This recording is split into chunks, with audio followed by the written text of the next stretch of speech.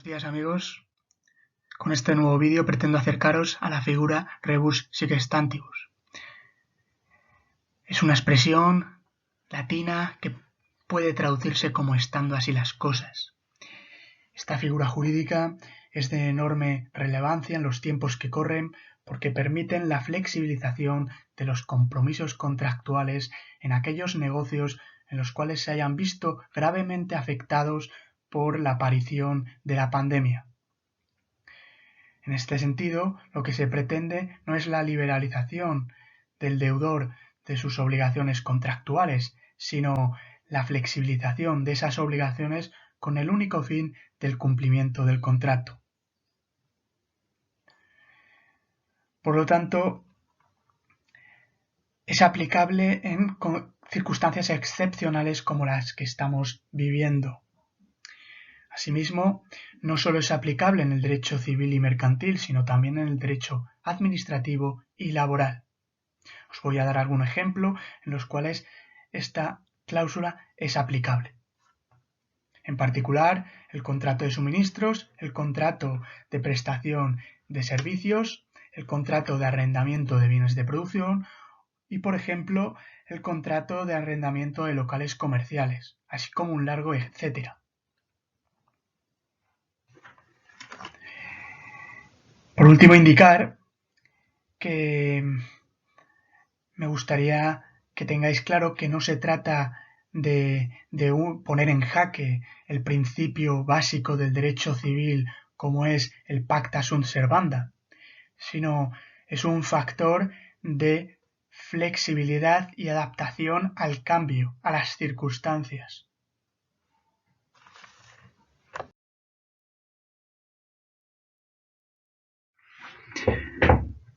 Ahora vamos a analizar los criterios básicos de aplicación de la cláusula rebus sic stantibus. Esta cláusula es aplicable en contratos de tracto sucesivo, es decir, aquellos prolongados en el tiempo. También en relaciones de carácter pecuniario, es decir, en aquellas que supongan una obligación de pagar una suma de dinero. Para que la cláusula sea aplicable, debe concurrir una profunda alteración de las circunstancias que sirvieron de base para la celebración del contrato. Estas circunstancias deben cumplir los siguientes requisitos. En primer lugar, que sea un cambio imprevisible y de extraordinaria magnitud. Por ejemplo, una guerra, una catástrofe natural o una pandemia. Asimismo, debe concurrir un contrato en ejecución, es decir, que esté produciendo derechos y obligaciones entre las partes al momento de producirse el cambio de circunstancias. Asimismo, deben ser circunstancias externas a la relación contractual, pero que asimismo tengan efecto directo en las mismas o indirecto. Por último, indicar que la circunstancia debe estar excluida del riesgo normal inherente a la naturaleza del contrato. Esta causa tiene que tener efectos y consecuencias en el propio contrato. En este sentido, debe existir una excesiva onerosidad para una de las partes en el cumplimiento del contrato. Esto significa que aquellas obligaciones contractuales que en un momento dado tenían efectos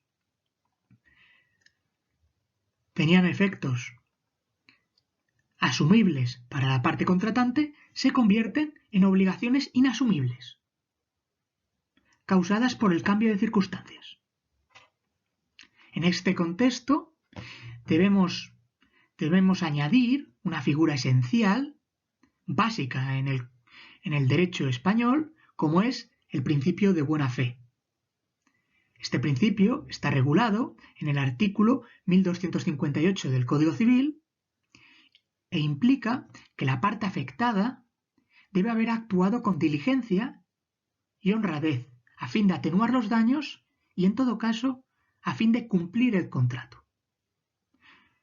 Pero por las circunstancias externas al mismo se ha visto impedido a su cumplimiento.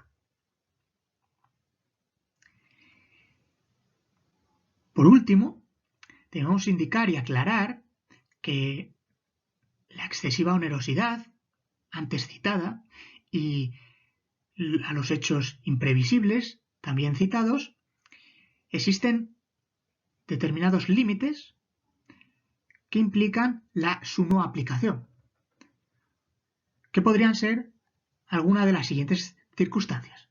Por ejemplo, la existencia de pérdidas económicas en ejercicios presupuestarios anteriores al cambio de circunstancias por la parte ahora incumplidora. Asimismo, que el contrato en cuestión se haya celebrado en un sector en extinción, como por ejemplo en sectores que se vean afectados por el avance tecnológico.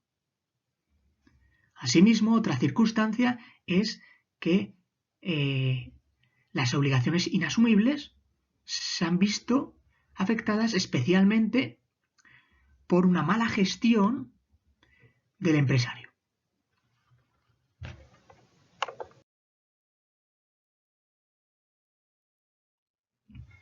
Ahora os voy a proporcionar una visión general de los pilares fundamentales de la jurisprudencia del Tribunal Supremo para la aplicación de la rebus sic stantibus. En este sentido, indicar que la doctrina del Tribunal Supremo hasta el 2008 ha sido muy restrictiva al respecto de esta figura. Sin embargo, a partir de la crisis financiera, esta tendencia ha cambiado y se está abriendo el horizonte a una mayor aplicación de esta cláusula. En este sentido, voy a destacar las que considero principales sentencias que están cambiando el paradigma de la doctrina del Tribunal Supremo. En este sentido, la sentencia de 2013 de 17 de enero, en la cual establece que la recesión económica puede ser considerada abiertamente como un fenómeno de la economía, capaz de generar un grave trastorno o mutación de las circunstancias contractuales. Por lo tanto, fijaos la relevancia que tiene esta sentencia. Seguidamente, la sentencia de 30 de junio de 2014, la cual resuelve de manera estimatoria parcial, donde establece entre sus párrafos que es necesario el ajuste de las instituciones o figuras jurídicas a la realidad social del momento. Es decir, abre figuras con carácter flexible que aportan al derecho una flexibilidad en la aplicación al respecto de las circunstancias del momento. Asimismo, tenemos la sentencia de 15 de octubre de 2014, también estimatoria parcial, en la cual establece que la relación negocial derivada de su imprevisibilidad contractual y de la ruptura económica del contrato y con consiguiente excesiva onerosidad para la parte afectada. Esto abre a la aplicación de la cláusula rebus sic stantibus. Asimismo, indicar que la sentencia de 24 de febrero de 2015 establece que la aplicación de la rebus sic stantibus debe ser conforme a riesgos extraordinarios, no incluidos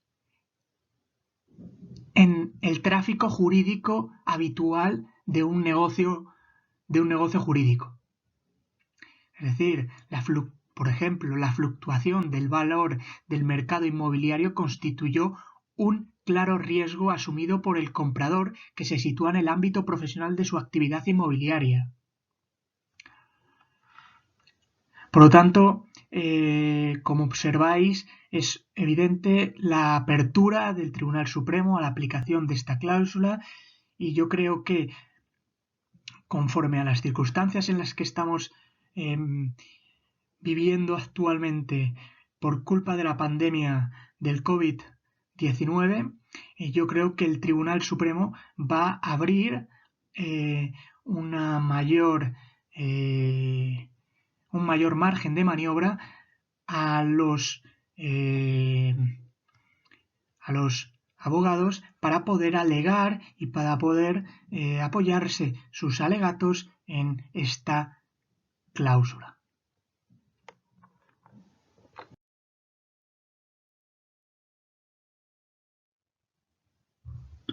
Ahora vamos a analizar la aplicación de la cláusula rebus sic stantibus en época de coronavirus. En primer lugar, debemos aclarar que debe ser estudiado caso por caso, porque la realidad tiene muchas aristas y el derecho se adapta a su realidad y a las aristas. Por lo tanto, debemos ser cautos en el análisis. Los requisitos que hemos analizado en las anteriores transparencias, vamos a aplicarlos en el presente caso. En primer lugar, la pandemia es una circunstancia ajena a toda relación contractual, pero tiene efectos en la misma. Asimismo, no es un riesgo inherente a la naturaleza de ningún contrato. Por otro lado, no es un riesgo previsible. Asimismo, la incidencia de la pandemia puede provocar la imposibilidad de cumplir el contrato. También los efectos de la pandemia son evidentemente relevantes y graves. Por último, debemos acreditar la concurrencia de buena fe, es decir, haber intentado actuar conforme a lo pactado, a pesar de las circunstancias tan complicadas que se han visto ocasionadas por la pandemia, así como por el Real Decreto que realizó el gobierno, en el cual se tomó medidas extraordinarias para luchar contra la pandemia. Concretamente, el Real Decreto 463/2020 y siguientes. Por último, debo indicar que ante una epidemia como la actual y el efecto expansivo tan demoledor y perverso, la base del negocio jurídico desaparece ante esta irrupción en el marco contractual entre dos partes contractuales. Por lo tanto, el incumplidor no incumple por y para alterar la base del negocio, sino que ésta se ve afectada por la ajeneidad contractual del coronavirus. Por ello, debemos reincidir en que el deudor no tiene voluntad de incumplir el contrato, sino todo lo contrario, adaptarlo para su correcto cumplimiento.